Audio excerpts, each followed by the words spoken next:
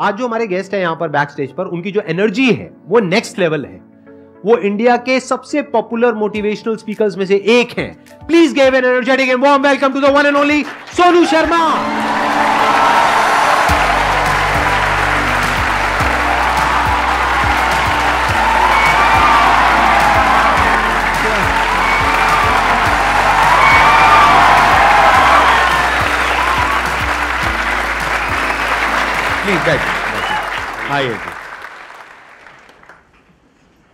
सबसे पहले तो गुस्सा है इन पे बहुत ज़्यादा। क्या गुस्ताखी हो गई सर? देखो, ऐसा होता है कि आपके जो ऑडियंस है ना, वो आपको बार बार प्रेशराइज कर रहे हैं। आप वहाँ गए, आप वहाँ क्यों नहीं जा रहे? अरे मैंने कहा अच्छी बदमाशी नहीं जाते हम। तो नाक में दम कर दिया लोगों ने आपकी वजह से। आना ही पड़ा। मतलब इतने मैसेज, अब तो 2-3 दिन से तो धमकी वाले भी आ रहे हैं, जाओगे कि नहीं जाओगे।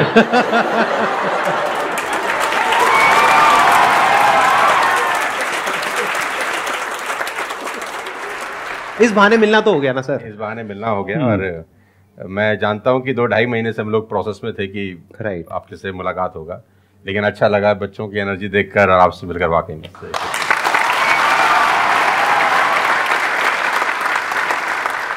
अब बताइए कौन है जो इनसे कुछ क्वेश्चंस पूछना चाहते हैं? मेरा क्वेश्चन ये है कि जब आपका लाइफ का एक स्ट्रगलिंग फेज था तो उस टाइम पे आपको गिव अप करने का फीलिंग आया होगा, तो उस फीलिंग को हमें कैसे टैकल करना है या फिर आपने कैसे टैकल किया? देखो, जब आपका वाई बहुत क्लियर होता है ना, तो आप गिव अप कभी भी नहीं करते। कोई भी चीज क्यों करना है, ये सबसे इंपॉर्टेंट रोल प्ले करता है। There is a book by Simon Sinek called learn your why, कि आप कोई भी काम क्यों कर रहे हैं, है ना। तो अगर आप उस किताब को पढ़ेंगे ना, तो आपको बहुत सारी चीजें सीखने को मिलेंगी। वाई बहुत इंपॉर्टेंट है। मतलब अगर आपका वाई क्लियर है ना, तो कोई भी ऑब्स्टिकल गिराने के बाद, आप गिरने के बाद, नीचे गिरने के बाद आप अपने आप उठ खड़े हो जाते हैं। तो वाई स्ट्रांग होना चाहिए, और वही लोग उठ नहीं खड़े होते हैं जिनका वाई स्ट्रांग नहीं है। मैं एग्जांपल देके समझाता हूं आपको। अब फॉर एन एग्जांपल मैं आपको वुडन स्ट्रोक दूं, 2 फुट जिसका विड्थ हो और 30 फीट जिसका लेंथ हो, और आपको बोलूं मैं यहां से वहां आपको ट्रेवल करना है उसके ऊपर चल के, और मैं आपको 10,000 रुपये दूंगा, तो आप चल लेंगे बहुत आराम से? आप सवाल को ट्विस्ट करते हैं।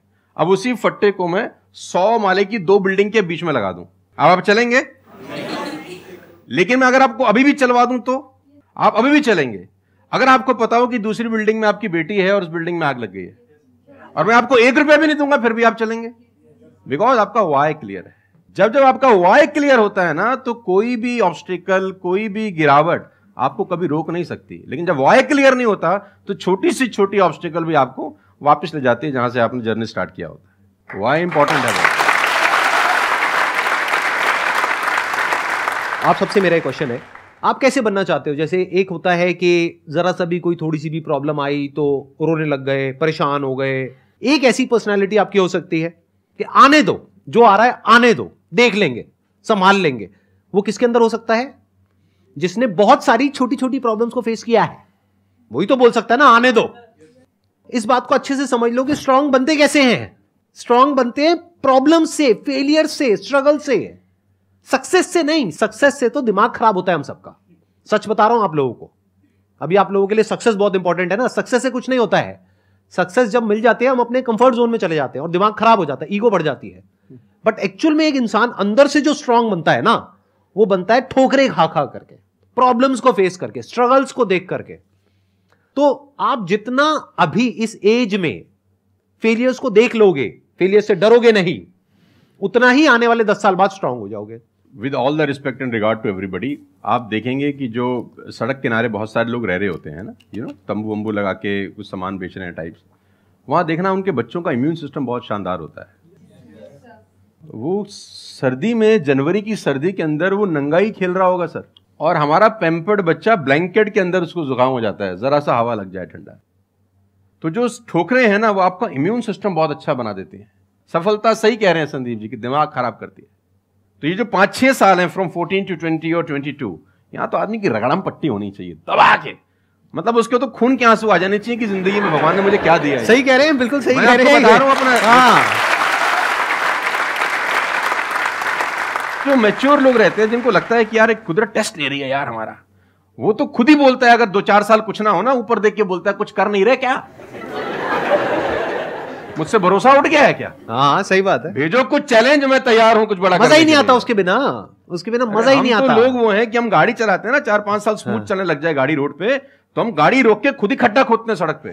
साला इतनी स्मूथ क्यों चल रही है? कोई ना कोई चैलेंज चाहिए यार, मजा नहीं आ रहा यार गाड़ी चलाते हुए।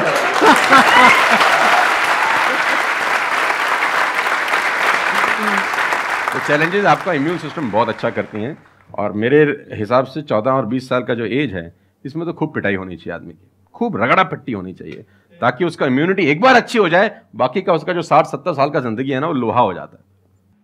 आपको खुद पे भरोसा रखना बहुत जरूरी है। दुनिया तो नहीं करेगी, ये तय है। दुनिया तो चड्डे में बम लगाएगी आपके।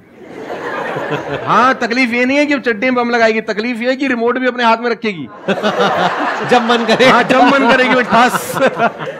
दुनिया पे भरोसा नहीं करेगी, ये तय है। लेकिन अगर आपने भी भरोसा नहीं किया अपने ऊपर, तो मुझे लगता नहीं है कि वो ऊपर जाएंगे तो वो खुश होगा। वो कहेगा मैंने क्या बना के भेजा था यार, तुमने साला खुद पे ट्रस्ट नहीं किया यार। मेरा ये मानना है कि आदमी पहाड़ की चोटी से गिर जाए ना, वापस खड़ा हो जाता है। ऊंट से गिर के भी खड़ा हो सकता है, लेकिन अपनी नजर में गिर जाए ना, फिर आदमी खड़ा नहीं होता कभी। हमारे को अपनी नजर में खड़ा होना है। मेरा एक क्वेश्चन है आपसे, ये जो आप अपने वीडियोस में बार बार साला साला बोलते हो, तो आपका साला एक्चुअल में है या नहीं है? नहीं, बिल्कुल है, हष्ट-पुष्ट है। कहते ना सारी खुदाई एक तरफ। एक्चुअली मैं उसको याद करता हूँ, लोग कुछ और वही में क्या। आजकल का जो दौर है ना, जो मुझे कई बार लोग बोलते हैं आप साला मत बोला करिए, लेकिन साला बोलने से जो वजन बढ़ता है ना बात में, वो कुछ और शब्द उसको भरपाई नहीं कर पाता। वो उसकी भरपाई नहीं हो पाती। और कभी कभी जैसे लोग मुझे बोलते हैं मत यूज करो, ये वो आदमी है जो नेटफ्लिक्स देख रहा है और न जाने क्या क्या देख रहा है और क्या क्या सुन रहा है, लेकिन उसको मेरे से पंगा है थोड़ा सा। हर आदमी रहता है ना कि इस देश में हर आदमी से खुश हो सकता है क्या? If everybody likes you, you have a serious problem, है ना? अगर दुनिया में सब आपको पसंद करते हैं तो आप में कोई प्रॉब्लम है, फिर आपने कोई समझौते ही किए हैं जीवन के अंदर। हाँ। तो मैं वो जानबूझ के बोलता हूं, क्योंकि उसका जो वजन है ना यार, मैं और बोलना चाहता हूं और भी कुछ लेकिन रोक लेते हो।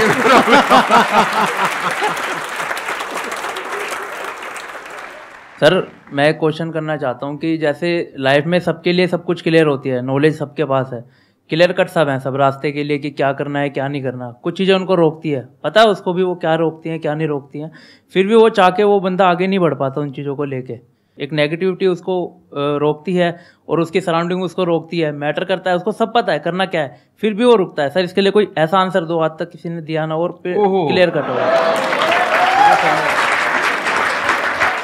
भगवान कृष्ण पांडवों के तरफ से गए 5 गांव मांगने हस्तिनापुर, शांति प्रस्ताव लेके गए कि 5 गांव आप पांडवों को दे दो, बड़े संतोषी हैं, वो लड़ाई वड़ाई नहीं करेंगे और पूरी महाभारत टल जाएगी, खत्म, कोई दिक्कत नहीं है। तो दुर्योधन ने बोला कि सुई के नोक बराबर भी जमीन नहीं दूंगा। तो भगवान कृष्ण दुर्योधन से बोलते हैं ये धर्म है? उसने बोला मैं जानता हूं वो धर्म है। उसने बोला करता क्यों है? बोला पता नहीं ऐसी कोई शक्ति है जो मुझसे करवाती है। ऐसा होता ही नहीं है कि गलत करने वाले को अरे मुझे तो पता ही नहीं था चोरी करना पाप है, नहीं तो मैं करता ही नहीं यार। पता होता है। वो कहता पता नहीं ऐसी कौन सी शक्ति है जो मुझसे गलत कराने को मजबूर करती है और मैं करता जाता हूं। कुत्ता रहता है ना, जो कुत्ता, उससे परफेक्ट एग्जाम्पल नहीं है। कुत्ता अगर रोटी चुरा के कहीं से भागेगा ना, आप ध्यान दीजिए, गौर करिए, कहीं से चुरा के भागे तो वो 3 गली दूर जाएगा, चोरी से खाएगा कि कोई देख तो नहीं रहा, चुरा के लाया है। और अगर मालिक उसको अगर परोसता है, ध्यान से देखना, वो पहले पूंछ उठाएगा, 2 हाथ ऊपर के करेगा, थैंक्स बोलेगा, शुक्रिया अदा करेगा, और जहां परोसी होगी वहीं बैठ के खाएगा। कुत्ते को भी पता है ये ईमानदारी की रोटी है और उस कुत्ते को पता है कि सारा बेईमानी की रोटी है, वो 3 गली दूर जाके खाता है। कुत्ते को भी पता होता है क्या सही है क्या गलत है, तो इंसानों को कैसे नहीं पता हो सकता है? सबको पता होता है कि क्या सही होता है और क्या गलत होता है। बहुत बढ़िया। फिर भी लोग करते हैं, ऐसा हो नहीं सकता। Cigarette smoking is injurious to health, everybody knows ना। अब वो 40 साल तक साला चेन स्मोकिंग कर रहा है और उसके फेफड़े खराब हो गए, डॉक्टर ने बोला भाई तेरी वारंटी खत्म है, तू विल शील लिख ले, तू जाने की तैयारी कर ले। और ये डॉक्टर साहब को अगर इनोसेंटली बोल रहे, डॉक्टर साहब मुझे पता होता, भगवान कसम मैं पीता ही नहीं, बोल सकता है ऐसे? नो, उसको पता था। पता होने से कुछ नहीं होता। मैं अपनी ट्रेनिंग में बोलता हूं execution is the most powerful thing. आपको सब पता है, सुबह सैर करने से सेहत अच्छी रहती है, हर किसी को पता होता है। गरीब भी कर सकता है, अमीर भी कर सकता है, चप्पल है तो भी कर सकता है, नाइकी का जूता वाला भी कर सकता है, लेकिन फिर भी नहीं करता ना। पता होने से क्या होता है? कुछ नहीं होता। Execution is important. यहां पर मैं थोड़ा सा ऐड करूंगा इनकी बात में।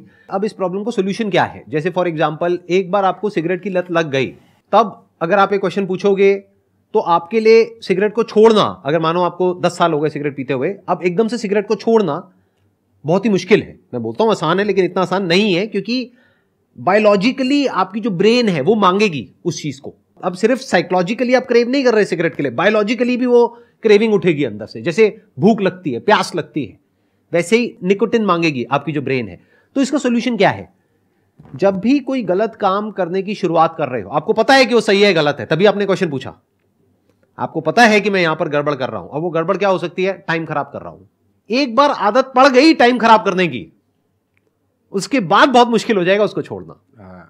बहुत लेकिन अगर शुरुआत हो रही है टाइम खराब करने की, वहीं रोक लिया, पहली सिगरेट पे आप रुक गए, तो बच जाओगे। मैं आपको संदीप जी को ऐड करता हूं, ये बिल्कुल फैंटास्टिक बात बोली इन्होंने, बहुत जबरदस्त बात बोली। एक गुरु और एक चेला कहीं से ट्रेवल कर रहे थे, राइट? कोई जंगल टाइप जगह थी, तो गुरु ने बोला इसको उखाड़ दो। क्या उखाड़ दो? वो छोटा सा पौधा सा लगा था, इतना सा उंगली जितना बाहर आया था। तो बच्चे ने बोला कौन सी बात है, खट से उखाड़ दिया। हाँ। थोड़ा सा और आगे गए तो 2-2.5 फुट का एक छोटा सा पेड़ था। गुरु ने बोला इसको उखाड़ दे। उसने थोड़ा सा जोर लगाया, वो भी उखाड़ दिया। फिर 4-5 फुट लंबा पेड़ था। गुरु ने बोला अब इसको उखाड़ दे।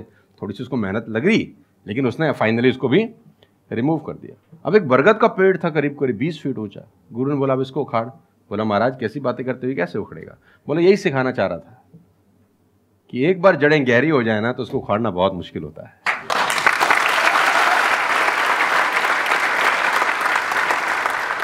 मेरा क्वेश्चन ये है कि जैसे कि हम पढ़ते हैं, आजकल ये हो रहा है कि हम मैक्सिमम हमारा फोकस ये होता है कि हम पढ़ेंगे और ये चीज़ मतलब जॉब करेंगे, लेकिन ये होता है कि जब वो नहीं होता हमारे से, तो हमें मतलब हमें कुछ बड़ा सोचना चाहिए कि हाँ अब इससे भी बड़ा कुछ हो सकता है, मे बी वो ना हो, कुछ बड़ा, मतलब अपनी थिंकिंग को कैसे बढ़ाएं, वॉस करें। देखो ये जो सोच है ना कि मुझे पढ़ना है और फिर मुझे जॉब चाहिए, ये सोच ही गलत है।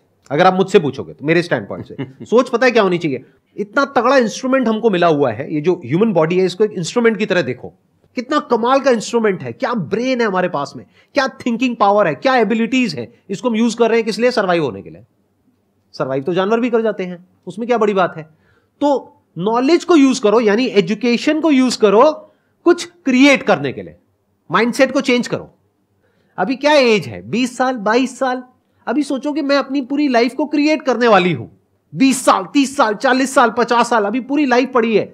उसको कैसे क्रिएट करना चाहते हो आप? कैसी लाइफ चाहते हो आप? उसको क्रिएट करो और उस नॉलेज को, उस एजुकेशन को यूज करो उसको क्रिएट करने के लिए। अगर एजुकेशन सिस्टम से वो नॉलेज नहीं मिल रही है तो बाहर से ले लो। इंफॉर्मेशन एज बोलते हैं इसको।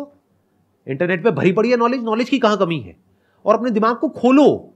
सिर्फ ये लाइफ नहीं है कि मैंने यहां से पढ़ाई करी, उसके बाद में मुझे जॉब लग गई तो मैं सक्सेस हूं, जॉब नहीं लगी तो मैं फेलियर हूं। अरे नहीं, वो समय गया।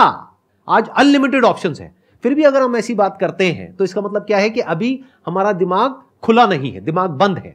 बोलते हैं ना, mind is like a parachute, it can't work unless it's open. तो दिमाग को खोलो, देखो दुनिया में क्या क्या हो रहा है। Job is not the only way to make money, there are lot of ways to make money. You must have that capability to create something of value for the society, for the world. अगर आप ऐसा कुछ कर सकते हो तो दुनिया तैयार है आपको पैसा देने के लिए। आप इसको ऐसे देखो, मैं आपसे एक क्वेश्चन पूछता हूं। आपकी लाइफ में मानो कोई बहुत बड़ी प्रॉब्लम है और वो किसी पर्टिकुलर प्रोडक्ट से या सर्विस से सॉल्व हो जाती है, आप पैसे दोगे या नहीं दोगे? देंगे। दोगे ना? तो और लोग भी तो आपको देंगे। इसी को तो बिजनेस बोलते हैं। मेरा एक वीडियो है, अगर टाइम मिले तो देखना, कि इस दुनिया में जंगल का शेर बनना, सर्कस का नहीं। शेर तो सर्कस में भी रहता है ना। अब वो जो चाबुक वाला ना उसको नचाता है, आग में से भी कूदने को बोलता है तो बेचारा कूद जाता है। उसको सिर्फ सहूलियत ये होती है कि उसको टाइम पे खाना मिल जाता है बस। लेकिन जो जंगल का शेर है उसको कभी मिलता है, कभी नहीं मिलता। उसको रोज हॉन्ट करना पड़ता है। Every day when the sun rises उसको भागना पड़ता है शिकार के लिए, नहीं तो वो शाम का अपना सूर्यास्त नहीं देख सकता, मर जाएगा। डेली भागना है, डेली दौड़ है, डेली लड़ाई है, डेली जंग है उसकी। लेकिन सर्कस के शेर के साथ कोई जंग है ऐसी नहीं। उसको धूप की तकलीफ नहीं है, धूप उसको पड़ेगी नहीं, बारिश उस पर आएगी नहीं, सेफ सिक्योर है, मस्त रह रहा है, उसकी टेक केयर हो रही है। लेकिन साला कोई जिंदगी है? बच्चे भी पूंछ पे हाथ लगा के चले जाते हैं जब पूंछ बाहर घूम रही होती है। अब यही पिंजरा हटा दो, अब बच्चे को बोल हाथ लगाइयो, है ना? तो जिंदगी में बनना, तो जंगल का शेर बनना, चैलेंजेस होने चाहिए। आराम से 2 टाइम का खाना मिल जाएगा, वो तो सर्कस वाली कहानी है, मुझे सूट नहीं करती। जंगल में रहे, खाना मिलेगा नहीं मिलेगा लेकिन शान से जिएंगे। 100 साल की नालायक जिंदगी से 30 साल की साले शानदार जिंदगी ज्यादा अच्छी है।